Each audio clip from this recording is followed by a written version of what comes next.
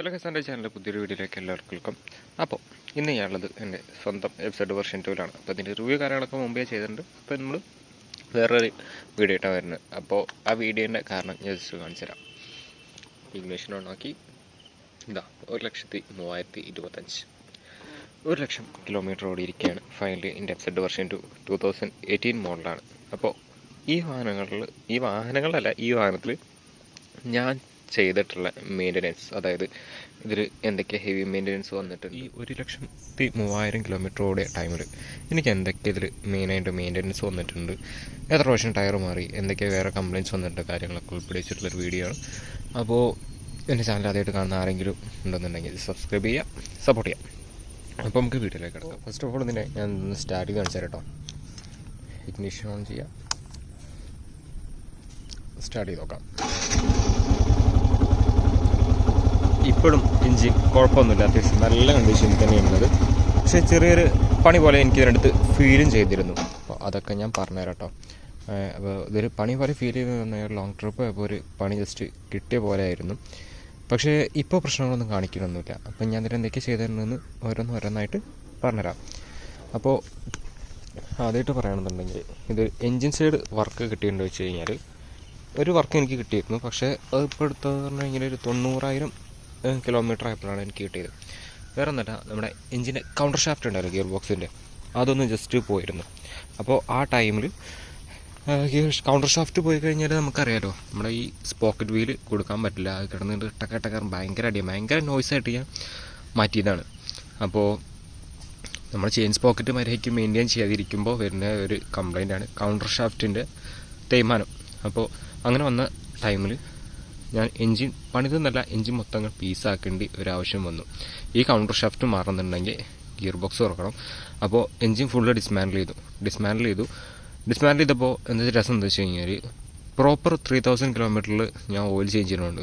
എൻജിൻ്റെ ഉള്ളിൽ വേറെ സ്ലഡ്ജോ കാര്യങ്ങളോ ഒന്നുമില്ല. ആ മെക്കാനിക്ക് എന്നോട് ചോദിച്ചു, നിങ്ങൾ പക്കാ സർവീസാണല്ലോ വണ്ടി ചെയ്യാറ് ചോദിച്ചു.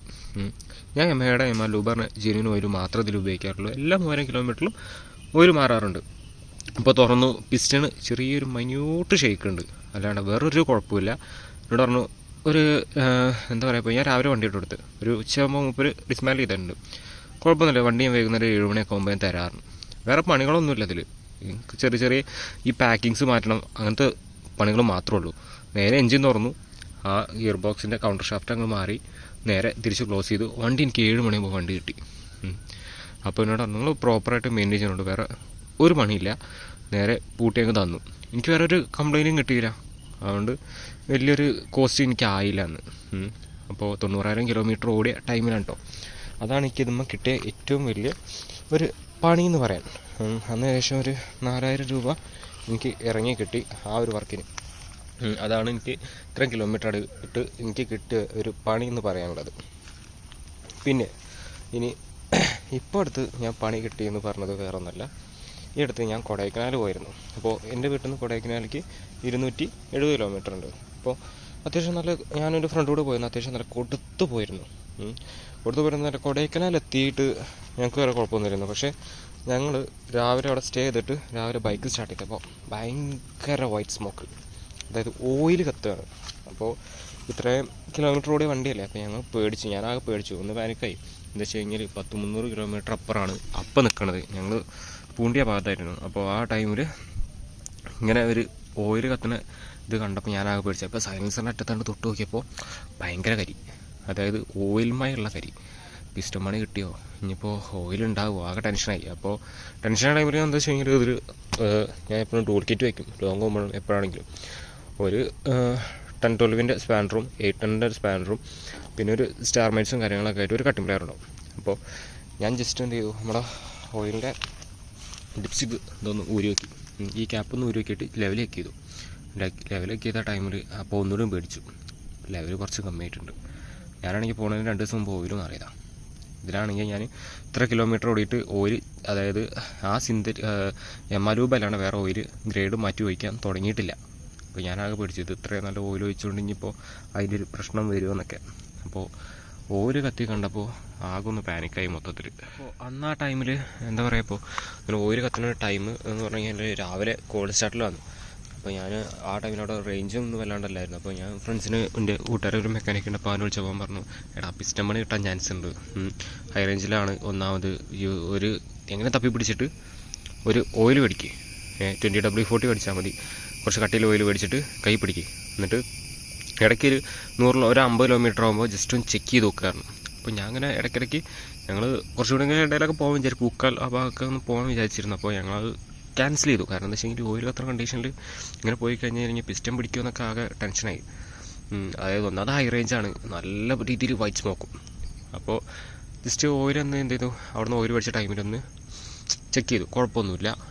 അതായത് ആ ലെവലിൽ കമ്മിയായിട്ടൊന്നുമില്ല. പിന്നെ സ്മോക്ക് അങ്ങ് നിന്നു.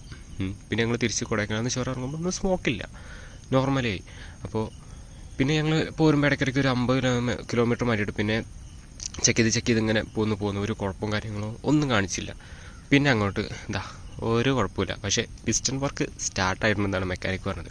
കാരണം വണ്ടി പക്ക റൈസ് ചെയ്ത് പിടിക്കുമ്പോൾ ഒരു 7000-8000 RPM റൈസ് ചെയ്ത് പിടിക്കുമ്പോൾ ചെറുതായിട്ട് പോക്കുന്നുണ്ട്. പക്ഷേ ഫസ്റ്റ് സ്റ്റാർട്ടിങ്ങിലോ കാര്യങ്ങളൊന്നുമില്ല. അപ്പോൾ എന്താ വെച്ച് കഴിഞ്ഞാൽ അത്യാവശ്യം ഓടിയിട്ടുണ്ട്. അപ്പോൾ വേറെ പണികളൊന്നും ഇതുവരെ കിട്ടിയിട്ടില്ല. പിന്നെ അന്നത്തെ ആ മൈന്യൂട്ട് ഷേക്ക് ഉണ്ടെന്നല്ല പറഞ്ഞത്. അപ്പോൾ നമുക്ക് ഏകദേശമൊക്കെ ഉറപ്പിക്കാം പിസ്റ്റൺ പണി വന്ന് തുടങ്ങിയിട്ടുണ്ട്. പക്ഷേ ഇപ്പോൾ ഒരു കുഴപ്പമില്ല കേട്ടോ. അപ്പോൾ ഞാൻ സ്റ്റാർട്ട് ചെയ്ത് കളിക്കുകയാണെന്നുണ്ടെങ്കിൽ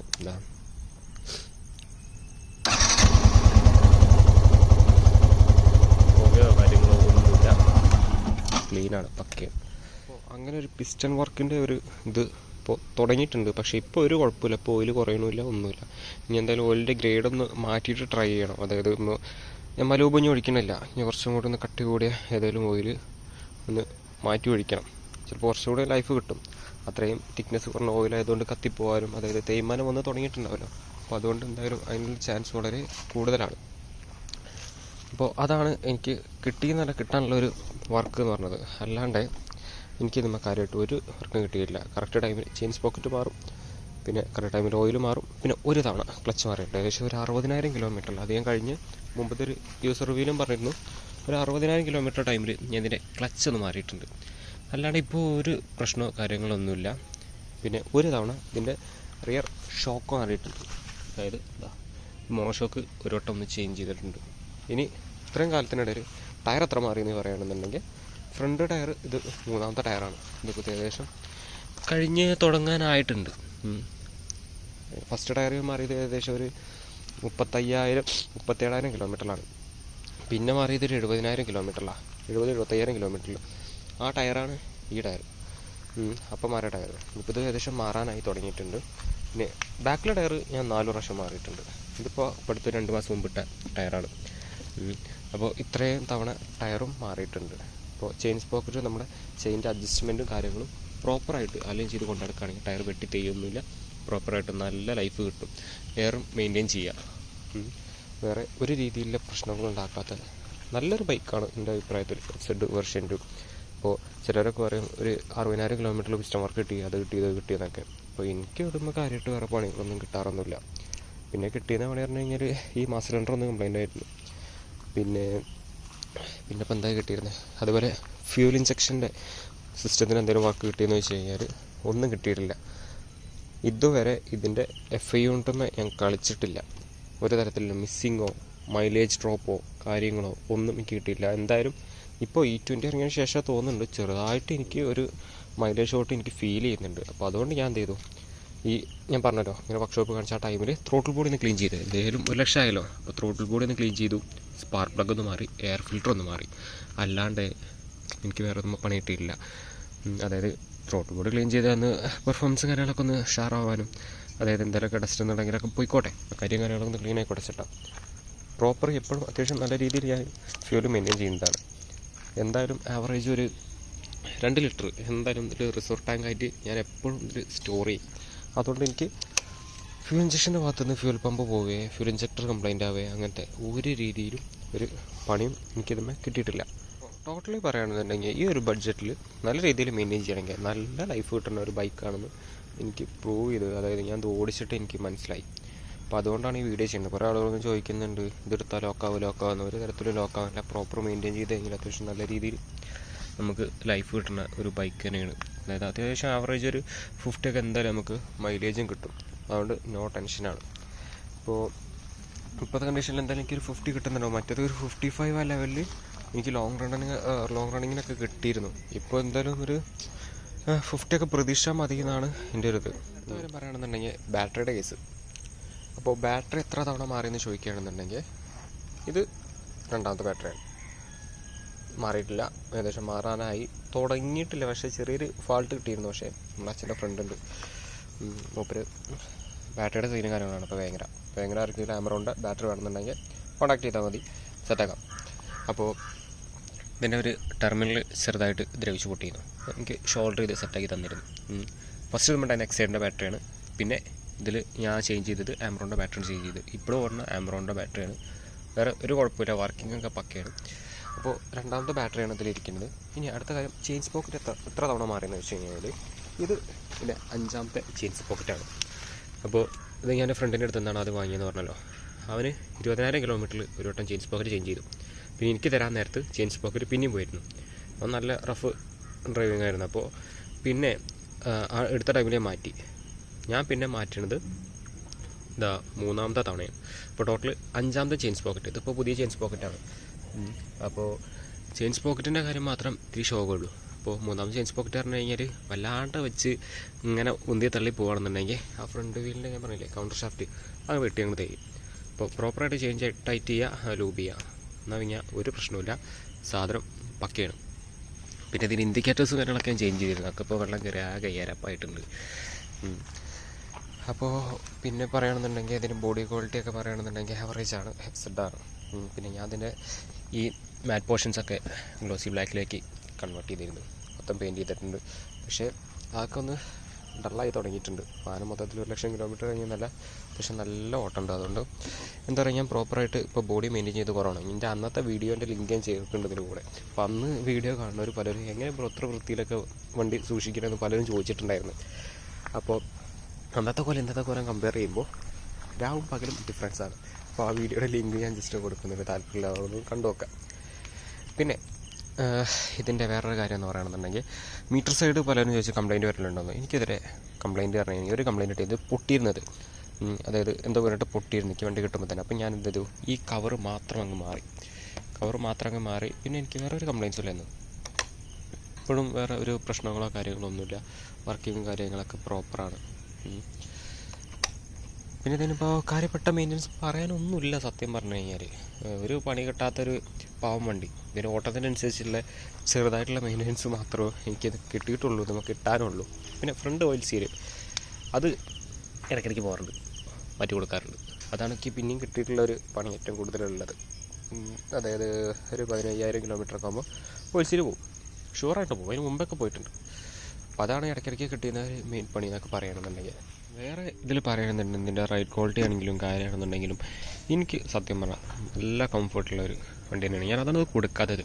അത്യാവശ്യം മൈലേജും കിട്ടുന്നുണ്ട്, ഓവർ മെയിൻ്റനൻസ് വന്നു കഴിഞ്ഞാൽ മെയിൻ്റനൻസ് കോസ്റ്റ് ആവുന്നില്ല, ഒക്കെ അഫോർഡബിൾ ആണെന്ന് മാത്രമല്ല ഇപ്പോൾ ഒരു സാധനം ജെന്യൂൻ സാധനം റീപ്ലേസ് ചെയ്ത് കഴിഞ്ഞാൽ അത്യാവശ്യം നല്ല ലൈഫും കിട്ടുന്നുണ്ട്. അതുകൊണ്ട് വേറെ ഒരു വിഷയമുണ്ട്. പിന്നെ ബ്രേക്ക് പാഡ്സിൻ്റെ കാര്യം ഞാൻ പറയണില്ല, എനിക്ക് കറക്റ്റ് ഒരു ഐഡിയ കിട്ടുന്നില്ല, അതുകൊണ്ട് ഞാൻ പറയുന്നില്ല. എത്ര തവണ മാറിയിട്ടുണ്ടെന്ന് എനിക്ക് ഒരു ഓർമ്മയില്ല. ബ്രേക്ക് ഷൂ ആണെന്നുണ്ടെങ്കിൽ എനിക്ക് പറയാൻ കഴിയും. ബ്രേക്ക് ഷൂ ഇത് 3ാമത്തെ ബ്രേക്ക് ഷൂ ആണ്. ഇപ്പോൾ അടുത്ത് മാറിയാണ്, ഒരു 95,000 കിലോമീറ്ററിലൊക്കെ മാറിയതാണ്.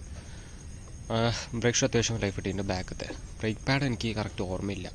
അപ്പോൾ അത് മാത്രമാണ് ഇപ്പം പറയാനുള്ളത്. പിന്നെ ഈ കോമ്പിനേഷൻ സ്വിച്ച് ഒന്ന് മാറിയിട്ടുണ്ട്.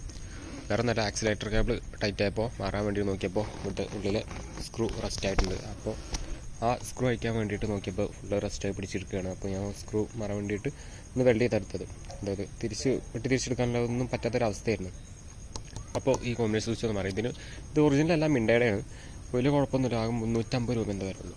അപ്പോൾ അതാണ് 1,00,000 കിലോമീറ്റർ ആയിട്ടും എന്നെ ചടപ്പിക്കാത്ത നല്ലൊരു ബൈക്കാണിത്. അപ്പോൾ ആസ് എ യൂസർ എന്നുള്ളൊരു ഞാൻ ഹാപ്പിയാണ്. മൈലേജ് കൊണ്ടാണെങ്കിലും പെർഫോമൻസ് കൊണ്ടാണെങ്കിലും റൈഡ് ക്വാളിറ്റി കൊണ്ടാണെങ്കിലും സംഭവം നല്ല വണ്ടിയാണ്. കണ്ണും കൂട്ടിയിട്ട് എടുക്കാം. അത് ഞാൻ ഇപ്പോഴും പറയും, അന്നും പറഞ്ഞിരുന്നു, ഇപ്പോഴും ഞാൻ പറയും. ആരെങ്കിലും എടുക്കണം ധൈര്യമായിട്ട് എടുക്കുക, ഒരു കുഴപ്പമില്ല, നല്ല വണ്ടിയാണ്. വേറെ എന്താ വെച്ച് കഴിഞ്ഞാൽ ഈ ഒരു 150 cc 149 cc ആണ്. അതിനുള്ള പവറും മൈലേജും കാര്യങ്ങളൊക്കെ തരുന്ന ഒരു നല്ല രീതിയിൽ റിലയബിൾ ആയിട്ടുള്ള ഒരു എഞ്ചിനാണെന്ന് ഇപ്പോൾ ധൈര്യമായിട്ട് എനിക്ക് പറയാനും കഴിയും. അപ്പോൾ എൻ്റെ ചാനൽ ആദ്യം ഒരു വീഡിയോ ആരെങ്കിലും കാണണമെങ്കിൽ സബ്സ്ക്രൈബ് ചെയ്യുക, സപ്പോർട്ട് ചെയ്യുക. എന്തെങ്കിലും ഡൗട്ടോ കാര്യങ്ങളുണ്ടെങ്കിൽ ജസ്റ്റ് ഒന്ന് കമൻറ്റ് ചെയ്താൽ മതി, നമുക്ക് റിപ്ലൈ തരുന്നതാണ് കേട്ടോ. അപ്പോൾ ഓക്കെ, ബൈ.